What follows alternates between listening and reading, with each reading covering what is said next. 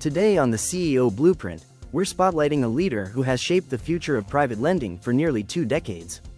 Jack BeVier has been instrumental in driving Dominion Financial's growth, overseeing operations and leading business development with a focus on strategic partnerships, capital formation, and long-term growth initiatives. Under his leadership, Dominion Financial has scaled originations to $100 million plus per month, launched a wholesale division in 2024, and began integrating AI in 2025 to transform underwriting and the borrower experience.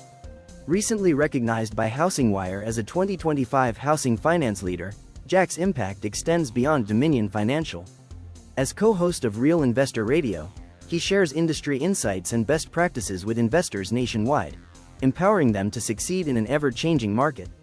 All the way in the USA, it's my pleasure to welcome Jack BeVier to the CEO Blueprint. Jack, thank you very much for taking the time today to join this podcast out of your busy schedule. We do not take it for granted.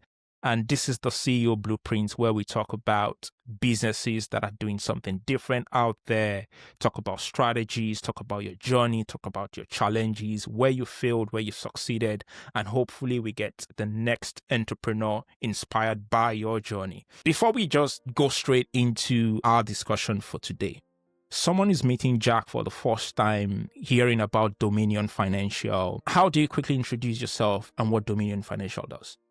Yeah, sure. So we are a real estate investment company. So it's important to know that we have a sister company that is a real estate investment company based in Baltimore, Maryland.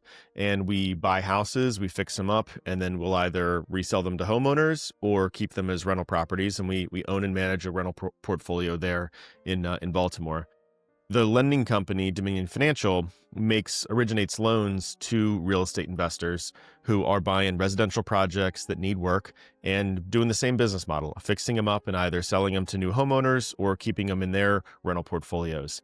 So Dominion Financial originates really 2 main loan products. One is a short-term loan that has a construction component to it or a rehab component to it. Those are 12-month loans.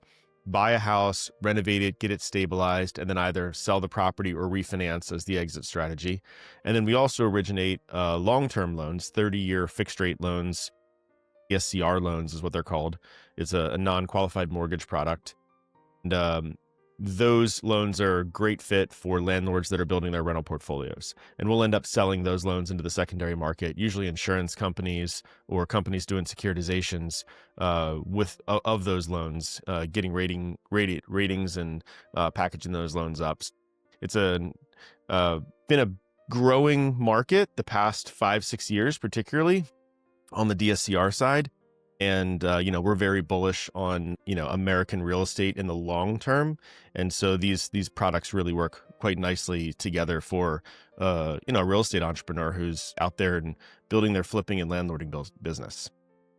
Amazing. Thank you for that brief about what you do. I mean, you've said quite a bit, trying to introduce the business, but I'm trying to keep the person listening to this right now in perspective. I'm a finance professional, so I understand all the, financial terms that you've used and all of that. But I'm thinking about the average American who wants to get into this space. How easy do you think it is for this average individual to get into the space, of what you're doing right now in terms of getting into the property business and all of that? Yeah, so it's the tides are turning, I think, right now. So it has been a very competitive real estate investment market.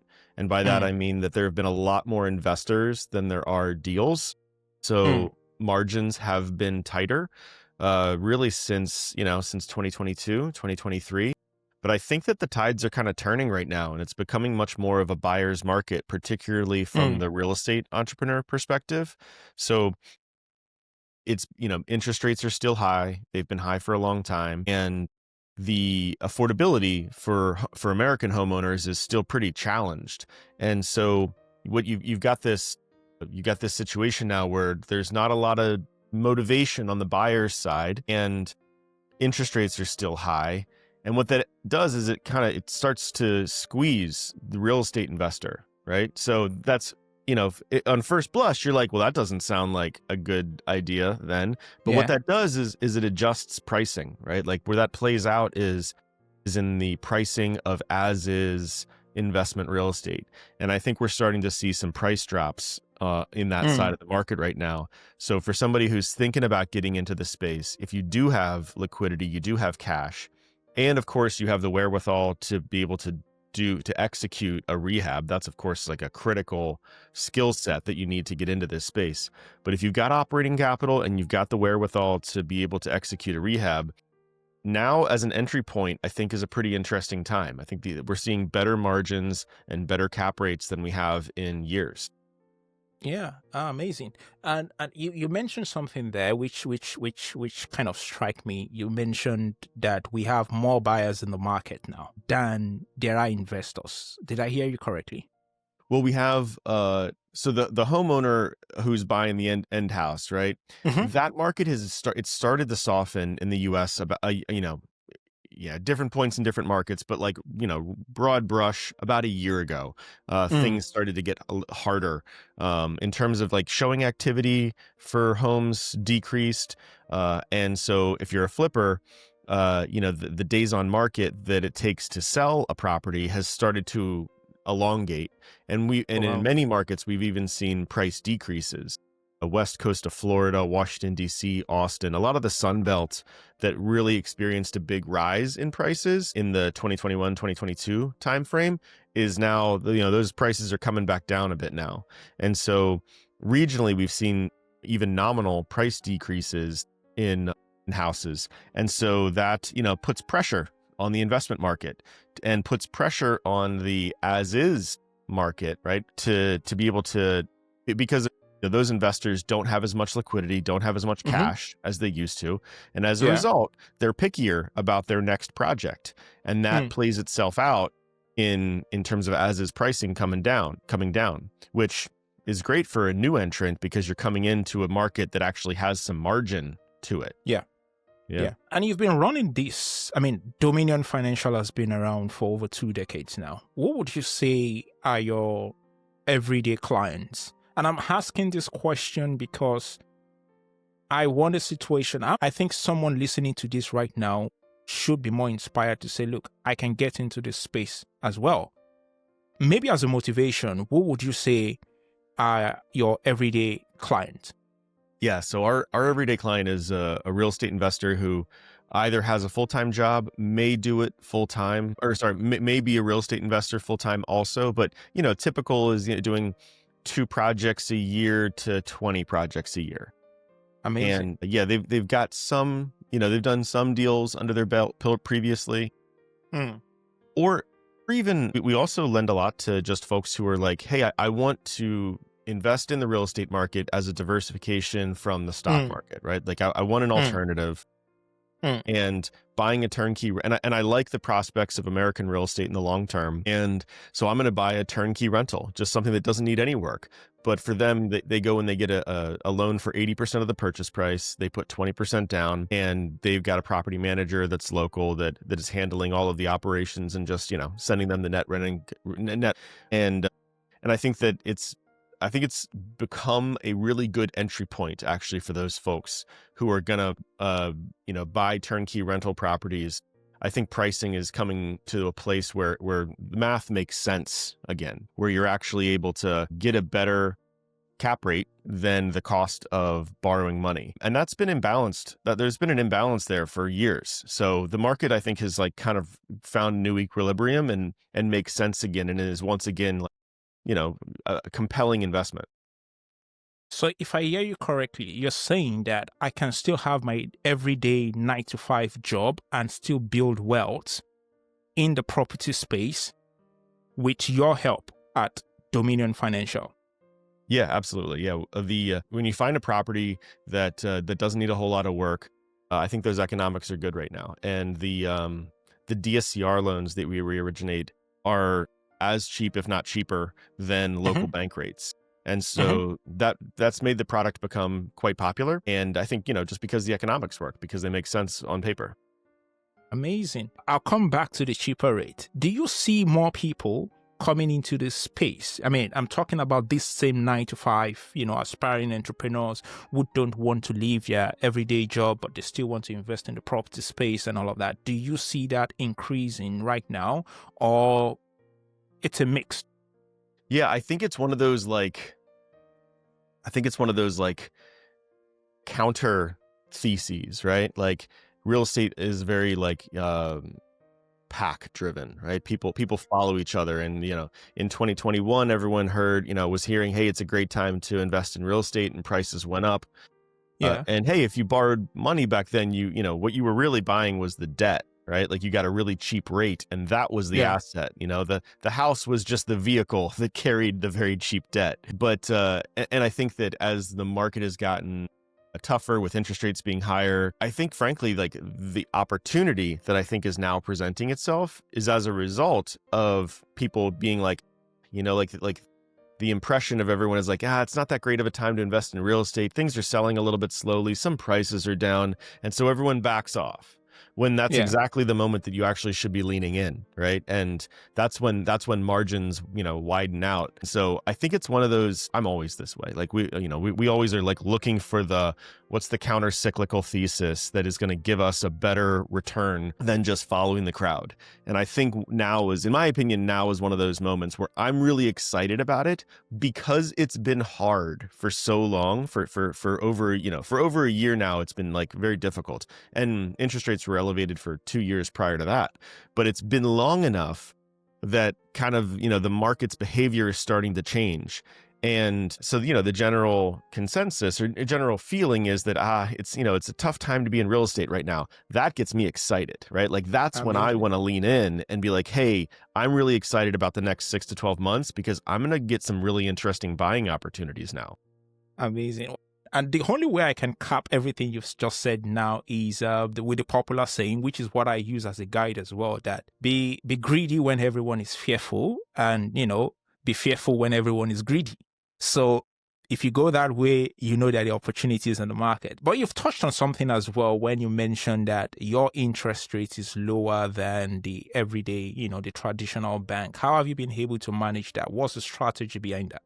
Yeah, so it's really interesting. The local banks owned this market. Like if you were a real estate investor and you wanted to build a rental portfolio, you had to go through your local bank. There was in the United States, there's a Fannie Mae also has a non-owner occupant product, but it was a very small box. The underwriting was based off of your personal debt to income ratio. You could only have 9 of those loans. So it was like a okay product for somebody who is just starting out. But if you wanted to really build a rental portfolio and get above 9 properties, you got cut off basically. And so as a result, the local banks were the place to go. But since 2020, really, the DSCR loan has become a very popular product and is gotten liquidity in the secondary market. Those loans are ending up in non-qualified mortgage, non-QM securitizations, alongside other loan products that are like owner-occupied loan products that are based off of bank statement underwriting, or profit and loss statement, or asset depletion, kind of the non-conventional mortgage loan products. Still, very high credit quality, but just not your typical W-2, income-based underwriting. So anyway, these DSCR loans are in those securitizations now, and those securitizations are now getting ratings by the rating agencies. And so that has led to more and more demand for those bonds, which has driven the rates down and down and down. And so the credit spreads right now for these are actually quite tight. And so that makes it so that the pass-through rate to the borrower has just come down and come down and come down. At the same time, you have the banks whose cost of capital has been elevated, and their compliance costs are also elevated. And so you see more and more bank consolidation. You see those banks being further and further from Main Street, right? Like they've aggregated up, and the customer on Main Street is who's left behind. And so as a result, this Wall Street solution has really come in, and the securitized loan product, like a DSCR loan, is now able to get to the borrowers on Main Street, and we're not going through the banks anymore. We're going straight from Main Street to securitization. And that has resulted in the mortgage rates being very tight. And we don't have to deal with the banks whose service level isn't very good and is not getting any better. And so this private credit market has really displaced the bank's role in terms of lending on Main Street real estate assets. Sorry, that was a little bit of a technical explanation, No, but yeah, that's it what's is. going on. And I'm excited about that dynamic because it means that the borrower is getting a better deal, right, at the end of the day. Absolutely. It is quite technical, but I understand that given my background. But what would you say about, traditional banking as it is right now? Would you say that this is failing and these alternatives that are challenging? What would you say is the future of banking with what you've seen so far? Yeah, I think that with the consolidation that we've seen since 2010, right, since Dodd-Frank in the United States, Yeah. Yeah.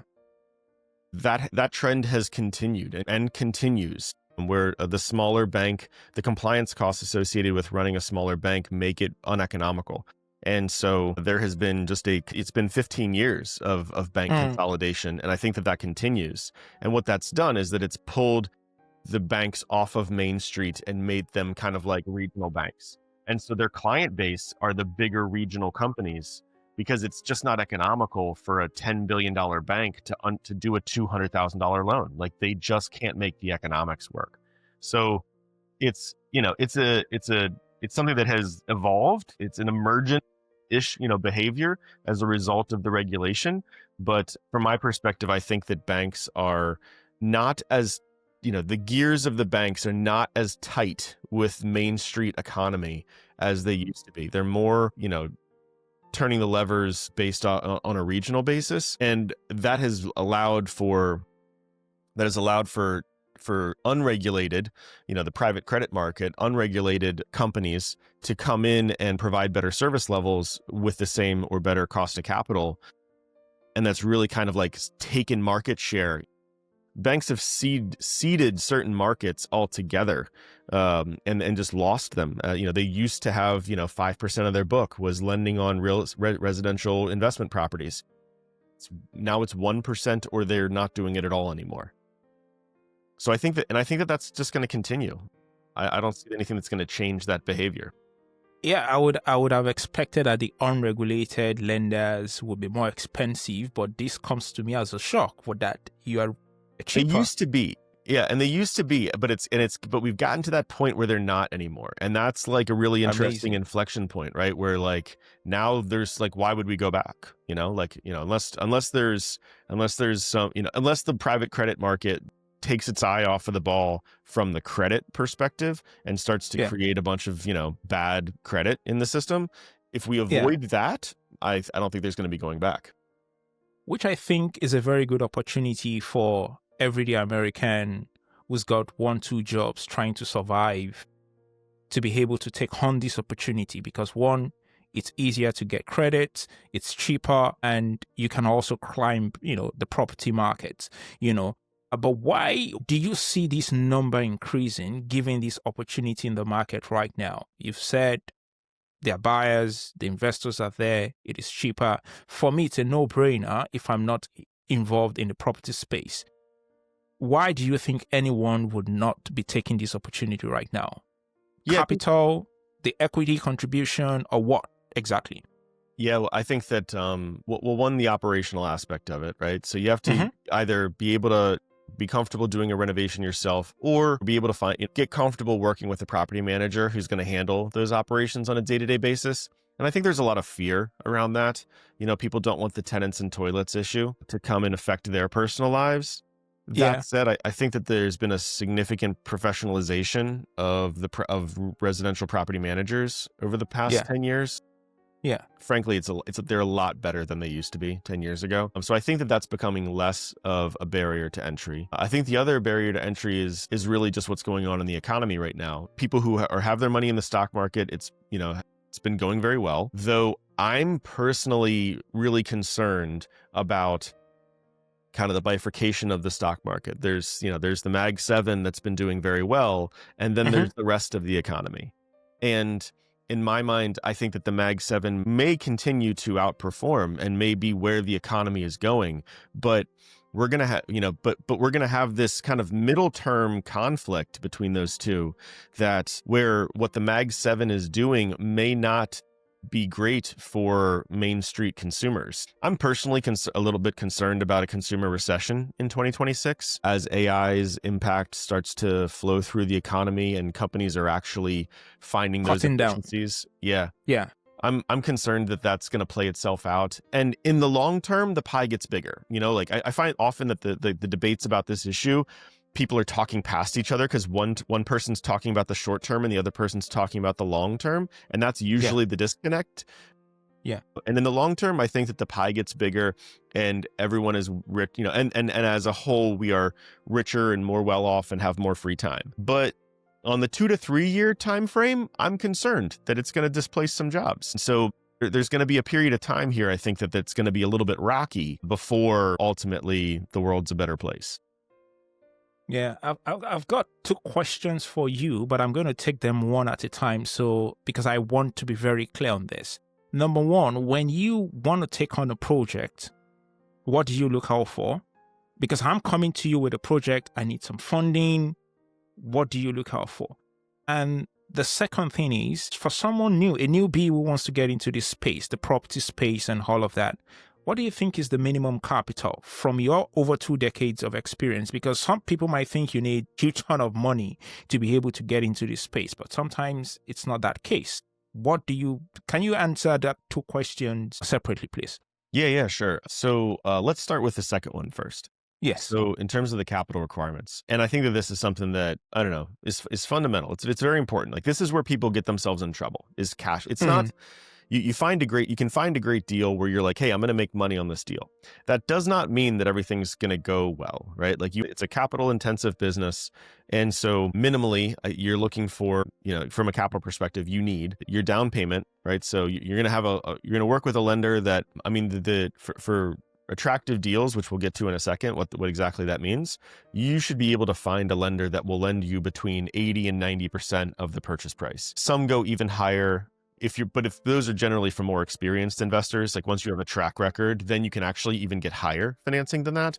But you should be able to find somebody, 20% down, 10% down. So you need that down payment, given the purchase price of the property, but you need to pay your closing costs, a couple points more.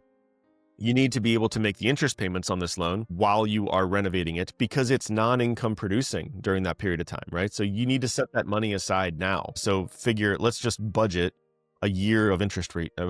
If you have a year, you'll be good. Hopefully you execute a little bit faster than that. But let's just, for math's sake, a year of interest payments. And then you've also need to have operating capital in order to get the rehab started, because vast majority of lenders in this space are going to reimburse you for the work that's been done to the house, but you need to go do that first $20,000 of work and then come back for a reimbursement. So down payment, closing costs, 12 months of interest payments, and figure, if you're going to do a $50,000 rehab, you want to break that into like 2 or 3 draws. So, call it a third of, another $20,000 of operating capital to keep your contractors moving forward and keep those Home Depot bills paid. When you do all that math, depending on your market, right? Because certain people are in markets where the houses are worth $150,000 when they're done. Other people are in markets where the houses are worth $1 million when they're done. Depending on your particular market, on the lowest end, I think you need $30,000, $40,000 of operating capital minimally. Amazing. Which is not an insignificant amount of money, but it's also not I didn't say 200. Yeah, absolutely. So it's doable. Absolutely, yeah. Eat ramen for a couple years and you'll get there. Amazing. Yeah, for me to think about, it's a low barrier to entry, 30, 40, anyone who's been working for a while should be able to enter into that space. Amazing. And the first question. Yeah, and then in terms of, what's a good deal? Yes. Yeah, so on the rental, if it's a rental property, I want to see that my net cash flow is going to be able to make, is going to be able to cover the debt service coverage payments, the interest payments. Well, and the principal and interest, taxes and insurance payments, right? Yeah. So, yeah. And a big mistake that a lot of folks make is they under budget for the other expenses. Everyone budgets for property management, property taxes, insurance, a little bit of maintenance. What they don't budget for is that you're going to have to make that mortgage payment while the property is vacant, when the property turns over. You're going to have to pay to turn over that property. It's depending on the condition that the last tenant left it in. That turnover is going to be anywhere from $3,000 to $15,000, depending on how big the house is and what condition they left it in. And then lastly, you're going to have to release that property, and that requires energy, that requires marketing. And so those reserves that only happen on the turnover, those are often under budgeted by investors. But so what I'm looking for is when you're honest about your expense ratio, honest about what the real full expenses are going to be. If I can make my mortgage payment and I'll have a little bit of buffer left over, I'm happy with that. Real estate, being a landlord, making money in real estate is a long-term wealth creation plan. It is, you will not eat off of your rental property in the first 10 years, in my opinion. It just doesn't happen. Tuck this away. This is the retirement plan part. Absolutely. Yeah. But so as long as I can pay that mortgage payment down, I'm happy. I just need to make sure I have this 10-year perspective on when I'm going to look up and be like, oh, I've really, got something here. It's passive income. It's a wealth building strategy. My summary of everything you've said so far is passive income opportunities there, wealth building strategy, obviously, and it's long-term. It's a long-term game. You've been in this for over 23 years, if I'm correct, 2 decades. And you saw the crash in 2008. We are where we are right now.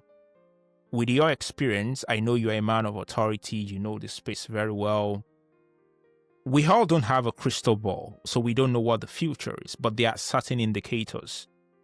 What do you think the market is saying right now? When is also a good time to get into the property space from your experience? Yeah, sure. I don't think that we are going to have a correction like we did in the 2007, 8, 9 timeframe, because I don't see that credit has been so overextended that we would create anything on that scale.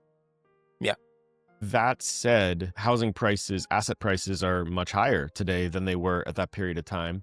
Affordability is worse and interest rates are high. And I personally don't see a reason why they're going to be coming down materially in the short or medium term. So I think that all of that lends itself to a difficult operating environment. Now, I say that because I think that's a good thing. That's what's exciting.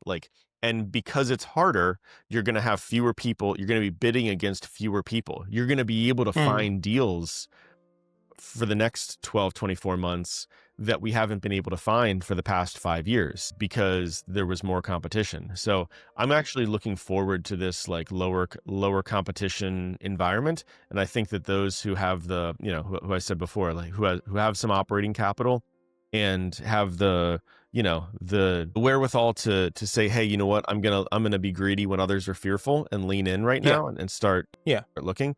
I think that's why I like it right now. That's why I like this environment. Amazing. Look, it's been very interesting talking to you, Jack. And I think my 30 minutes with you so far has been inspiring in the sense that it gives someone a glimpse of hope that, look, you can have your 9 to 5. You can still build wealth in the property space. It is even cheaper when you don't go through the traditional banks. And this is what you do. You are the expert in this space. A word of advice to someone who is still having that cold feet. I don't know what to do. I've got some capital, or I could save some capital, but I don't know how to get into this space. What's your advice to this person? Yeah, sure. I think that the thing that creates the most fear is just the lack of skills on the renovation side of things. It's when you don't know what the plumbing is supposed to cost, it's scary, right? But so the thing is, it's not that hard. It's a skill set that you got to roll your sleeves up and lean into. And once you can create a scope of work and understand what every piece should cost, the fear just lifts away, right? Like it's very liberating. And then you realize that there's not a whole lot of risk in the real estate investing space. It's more I was about, about to say that. it's really work. It's not risk so much as it is just work. And hey, some work is harder than other work.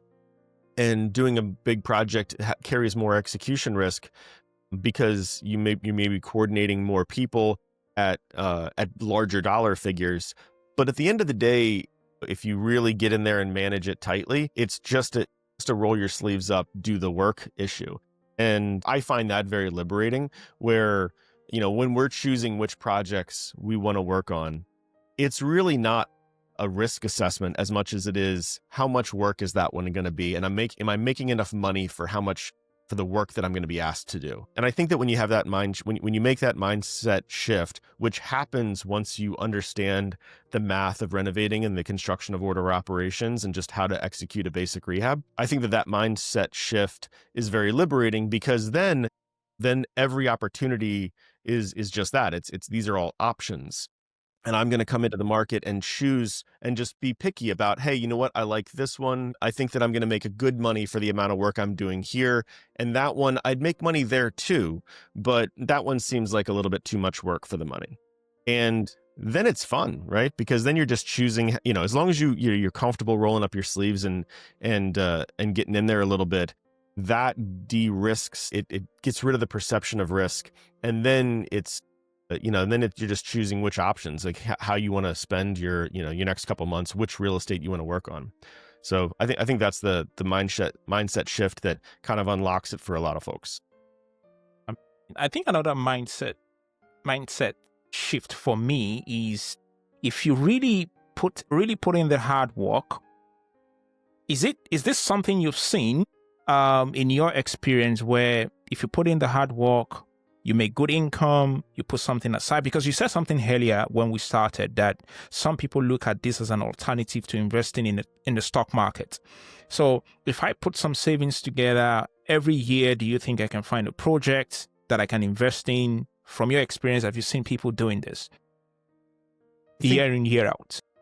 I think that saving up that operating capital, or saving up that first down payment. Yes. I've seen that done quite successfully, particularly young people who have W-2s. They'll live cheaply, save money, and buy a rental property. And their goal is to buy one a year. And I love that strategy, right? Like, because if you start when you're 21 and you buy one rental, and all you do is just, live cheaply, work hard and save up enough money to buy, put a down payment on a property, and you buy one once a year. At the end of 10 years, by 40, 45, you're done. Like, you're good. Yeah. I'm retired. Yeah, you're going to have 10 free and clear rental properties. Like, that's all you need. Like, you don't need to build an empire here. I'm retired and traveling the world at 45, and you're 45. Absolutely. Yeah. It's that youth that is such an asset, right? The time that is such an asset there. Yeah. But folks, a lot of folks don't wake up to it until later in life, right? They realize at 45 they want to start getting into real estate investing. Yeah, and that's better, or it's better than 60, because time is really what's your friend in real estate investing. Yeah. So, the earlier you get into it, the better. And I really love that strategy of saving up some money, buying a rental property, saving up some money, buying a rental property. It's not sexy.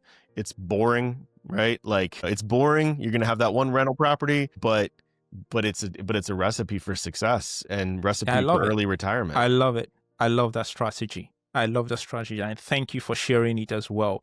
I think time is very important, but it's never too late. Never too late to start. Thank you so much, Jack, for taking the time again to run us through what you do at Dominion Financial. And someone wants to connect with you, reach out to you, where can they find you? Yeah, absolutely. Sure. My email is jack@thedominiongroup.com. And Amazing. our website is www.dominionfinancialservices.com. And those are the best places to get in touch. Email, I'm addicted to email. So you shoot me an I email. I love love that. talking shop. No one be shy. I love that. enjoy And it. it's not an email. It's not an AI responding to your emails. Not yet. Not yet. Good stuff. You can find a link at the bottom of this video where you can reach out to Jack and get in touch with Dominion Financial. It's been a pleasure having you on this call today. Thank you so much, Jack. No, thank you, Chris. I really enjoyed it. Thank you.